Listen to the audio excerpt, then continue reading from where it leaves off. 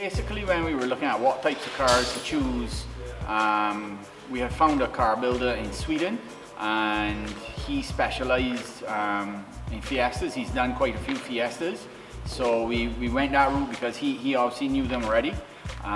It definitely was we were thinking possibly doing a Starlet, a Toyota Starlet, because we have so many of them that we could have gone that route, but we decided to veer away from that because obviously we have one already and we don't want to have just a copy of Rogers and just be both fighting to the absolute limit with the Toyota. So we went in route with the Ford because this car builder specializes in Ford Fiestas.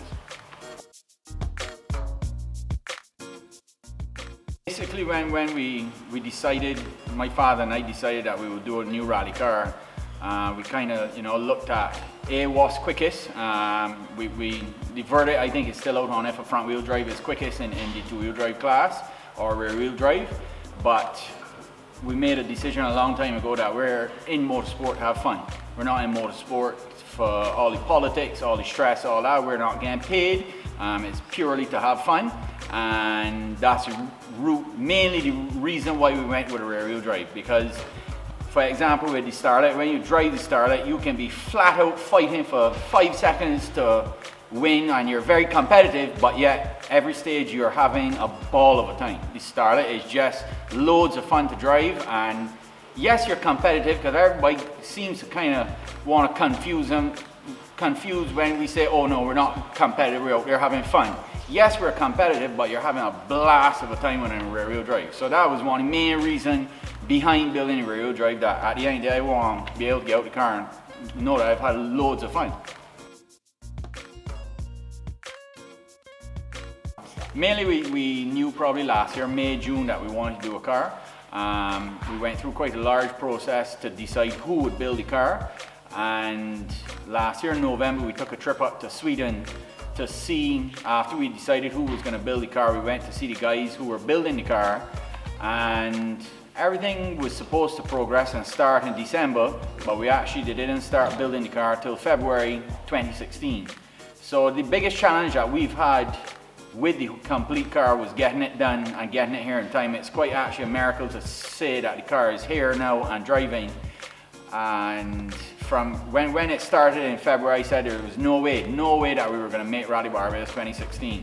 And it has been challenging because the guys in Sweden who built the car didn't do everything that we wanted, and we've had to redo so many things they've done because basically they're there, we're here, we wanted certain things. There's a language barrier between them, and they mainly specialize in building rallycross cars, not rally cars. This is actually their first rally car they've built.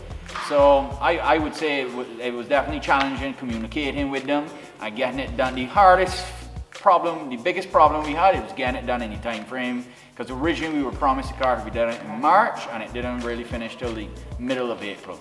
So we had a lot of work when the car landed, and thankfully we've got through. When looking, obviously we wanted to use some sort of Ford engine. There were two options. There's a Duratec, and then there was a Cosworth YB engine, which is the same that's in the Focus, but normally aspirated. There is also the option of a Millington, but at the time we decided on the engine, the Rally Club rules hadn't been changed to fully allow a Millington block an engine.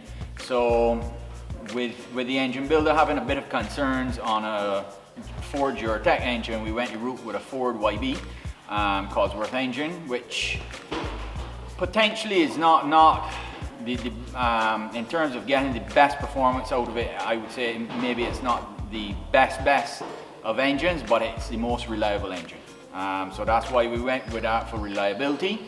And I think once we get the car going and we get over all the development that we need to do, then maybe we'll revisit getting maybe a more powerful engine, because I don't think that the engine is going to be to the spec that we want it. It's a very reserved engine basically.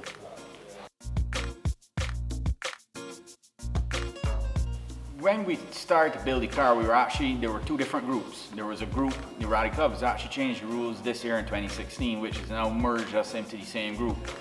because before we were going to be in a different group. There was a 2000, I think, to 3000 cc, and so we were going to be in a separate group to Roger, but now that they've merged together, and it's going to be very interesting. It's kind of a big unknown because we don't know how the car is going to perform.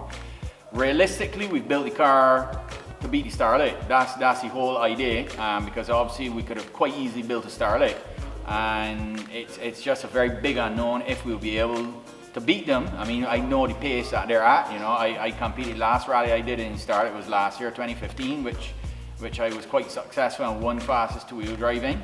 So I know the pace that the Starlight is at. So it's too early stages for me to really comment on how the competition will be. I think the biggest thing is to see how the car handles and how we get into it.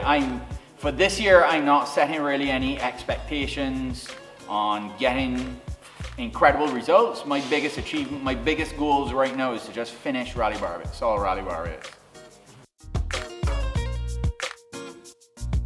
I want to say a huge thank you to all of my sponsors, Chafet, Digicel, Sol, DHL, Illusion Graphics, and Hankook and Quality Tire. I also want to say a big thank you to my brother, Roger, Russell Vincent, Russell Branca, my navigator, Ben Norris, and obviously my father and my mother, and most of all my wife for supporting me.